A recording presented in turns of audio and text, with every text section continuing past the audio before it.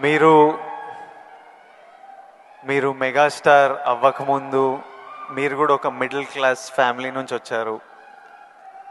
వీళ్ళంతా మీరు ఈ సక్సెస్ చూసే ముందు all of you have come from struggling families, wanting to change your life, wanting big dreams.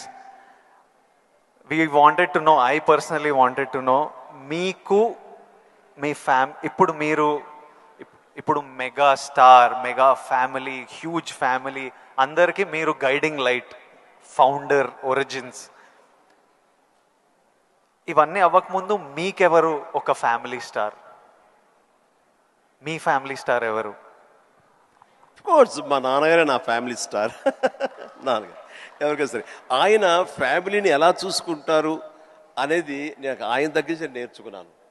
నాకు మా ఫ్యామిలీ హీరో అయినా, నా ఫ్యామిలీ స్టార్ అయినా మా నాన్నగారే. మా అమ్మకు 5-6 మంది చెల్లెళ్ళు ఉండేవాళ్ళు. మా తాత చనిపోయారు, వీళ్ళ దిక్కులేని వాళ్ళు అయిపోయేవాళ్ళు. మా నాన్నగారికి అరాకొరా జీతం అయినా సరే ఆ జీతంలో వాళ్ళ మరదలను కూడా చేరదీసి అందరికీ పెళ్ళిళ్ళు చేసి వాళ్ళందరినీ తన బిడ్డలా చూసుకున్నారు. నాకు అనిపించింది ఫ్యామిలీ వాల్యూస్ కాపాడుకోవడానికి ఒక వ్యక్తి అనేవాడు నిర్ణయించుకుంటే వాళ్ళకి ఎలాంటి ఢోకా లేదు.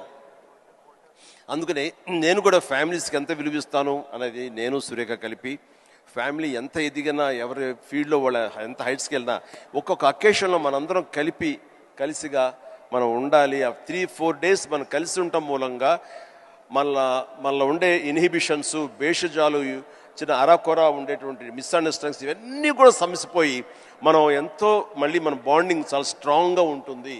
సో ఇదే విధంగా మనం వెళ్ళొచ్చు అంటాను. మొన్న ఈ మధ్య సంక్రాంతికి అలాగే కలిసాము. దానికి ఎన్ని నెలలు ఎఫర్ట్స్ ఉన్నాయో తర్వాత పక్కన పెట్టి, ఎందుకంటే అందరూ సెలబ్రిటీసే కాబట్టి.